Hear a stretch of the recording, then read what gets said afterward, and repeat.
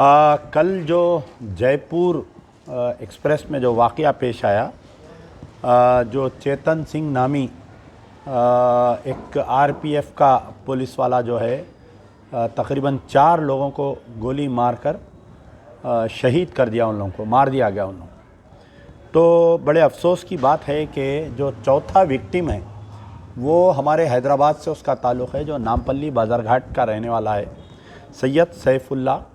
और अभी उनकी बॉडी नहीं आई है। उनकी बॉडी जो है मैं समझता हूँ मुंबई में है, पोस्टमार्टम के लिए रखी गई है।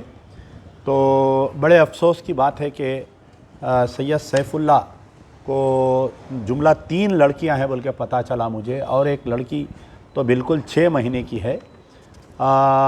ये जो वाक़या पेश आया, यानी हिंदुस्तान की जो सिक्योरिटी की बातचीत की जाती है, रेलवे सिक्योरिटी की बात की जाती है, तो ये बिल्कुल खोखला साबित हो गया है।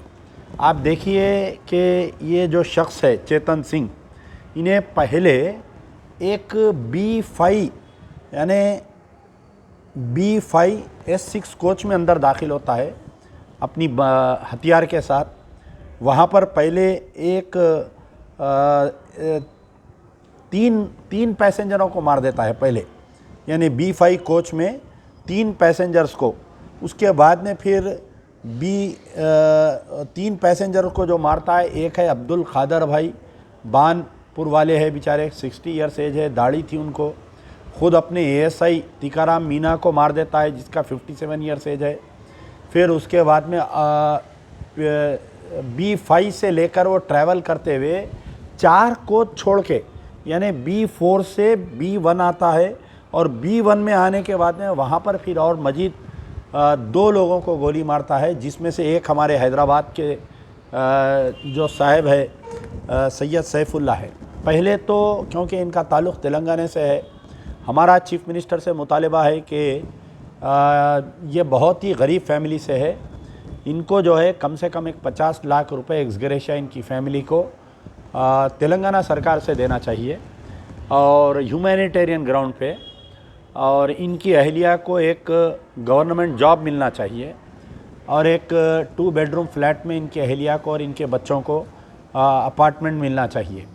रही बात जो मरकज़ से जो एक्सग्रेशिया दिया जा रहा है, जो SI को, यानी जो SI के लिए इमीडिएटली कुछ 25 लाख रुपए का ऐलान किया गया है, जो SI को मारा गया है टीकाराम को, तो वो उसको जितना एक्सग्रेशिया दिया जा रहा है, दूसरे भी जो मरने वालों को है वही एक्सग्रेशिया देना चाहिए। ये मजलिस बचाओ तहरीक का मुतालबा है।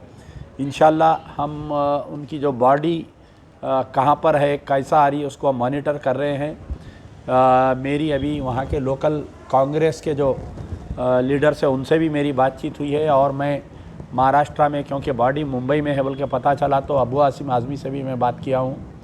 बड़े अफसोस की बात है कि मरने वाले का ताल्लुक़ हैदराबाद से है। यकीनन सबके साथ, यानी जितना गम हमारे को ये सैयद सैफुल्ला के मरने से, उतना ही गम हमें टीकाराम के मरने से भी है।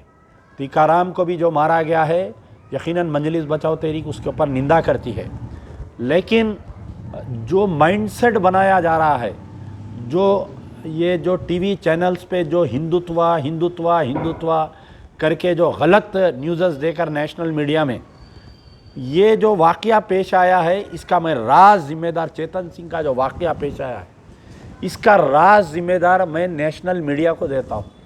क्योंकि पिछले 8 साल से मुसलसल जो नेशनल मीडिया में जो हिंदुत्वा के ताल्लुक़ से जो जहर भरा जा रहा है, और जो इस्लाम के ख़िलाफ़ में, मुसलमानों के ख़िलाफ़ में, चेहरे पे दाढ़ी रखने वालों के ख़िलाफ़ में, तो चाहे वो कल का वाक़या हो ट्रेन का, या आज का जो गुड़गांव का हरियाणा का वाक़या है, ये जिसमें एक मसाजिद को जला दिया गया और 4 लोगों को हथियार, देखिए आप, मणिपुर में वायलेंस हो रहा, तो AK-47 और ऑटोमेटिक राइफल्स है।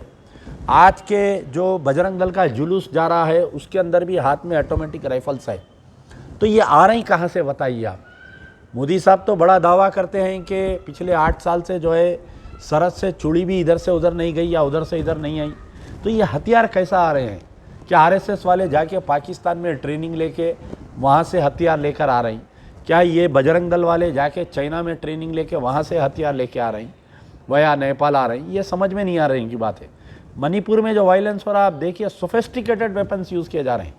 अब तक जितने भी वाक़यात पेश आए पूरे, चाहे वो मुख्तार अंसारी की शूट आउट से लेके ये कल जो वाक़या पेश आया, कल तो खैर वो सरकारी बंदूक थी वो। और एक बात यह है कि जो भी गवर्नमेंट सर्वेंट्स होते हैं ना, ख़ास तौर पर सेंट्रल रिज़र्व में जैसा आरपीएफ में, सीआईएसएफ में ड्यूटी करते हैं, इनका हर 3 महीने को मेडिकल टेस्ट होता। अगर इसका दिमागी तवाज़ुन तो 1-2 दिन में किसी का ख़राब नहीं होता। क्या इसका कोई सीनियर ऑफिसर्स इसको हैरेसमेंट कर रहे थे? चलो ठीक है, जो मीडिया ट्रायल चल रहा है कि ये एक दिमागी तवाज़ुन इसका ख़राब था और इसका हिंदू मुस्लिम से कुछ लेना देना नहीं है, मैं मानता हूँ, ठीक है। लेकिन दिमागी तवाज़ुन तो रातें रात आदमी का ख़राब नहीं होता। यह आपको बात माननी पड़ेगी। फैक्ट के जो पिछले 8 साल से जो नेशनल मीडिया में और जो हिंदू लीडर्स की तरफ से, आरएसएस बजरंग दल की तरफ से जो इस्लामोफोबिया चलाया जा रहा है, ये उसका नतीजा है। तो हमारा मुतालबा है कि जिस तरीके से अजमल खस्साब को जल्द से जल्द फांसी दी गई थी स्पीडी ट्रायल करते हुए, इस दरिंदे को भी, चेतन सिंह को, इमीडिएट फांसी देना चाहिए। आज जो हरियाणा में वाक़या पेश आ रहा है, जो गुड़गांव इलाके में, वो एक कमर्शियल एरिया है पूरा। वहाँ पर मुकामी लोग कम रहते हैं, बाहर से लोग आकर बहुत बसते हैं।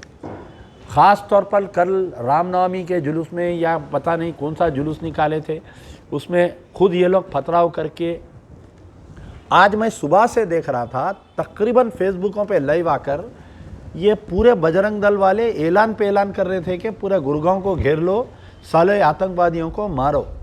तो आप बताइए कि हरियाणा की पुलिस क्या कर रही थी? इमीडिएट आना था स्पॉट पे, हेलीकॉप्टरों से उतर जाना था, पैराशूट से उतर जाना था, पूरों को गिरफ्तार करना था, पूरा इंटरनेट सर्विसेज बंद करवा देना था। लेकिन ऐसा नहीं की। वहाँ के चीफ मिनिस्टर, वहाँ के डिप्टी चीफ मिनिस्टर, वो आज स्टेटमेंट दे रहे हैं कि हम 3 घंटे के अंदर हम कंट्रोल में ला लिए। अरे साहब, 3 घंटे का अभी तक भी हरियाणा जल रहा है। अभी भी थोड़ी देर पहले टीवी पे, नेशनल चैनलों पे बता रहा है। तो मजलिस बचाओ तहरीक की तरफ से सख्ती से निंदा करते हैं। दोनों का जो वाक़या पेश आया, जो राजस्थान जो ट्रेन वाक़या पेश आया उसके ऊपर भी, और आज जो हरियाणा में गुड़गांव में जो वाक़या पेश आया जहाँ पर एक मस्जिद को जला दिया गया है, जयपुर एक्सप्रेस की भी हम निंदा करते हैं। और जो सैयद सैफुल्लाह के ख़ानदान के साथ हम ठहरे हुए हैं। इंशाअल्लाह जो भी हमारे से हो सकता हम बराबर मदद करेंगे उनकी।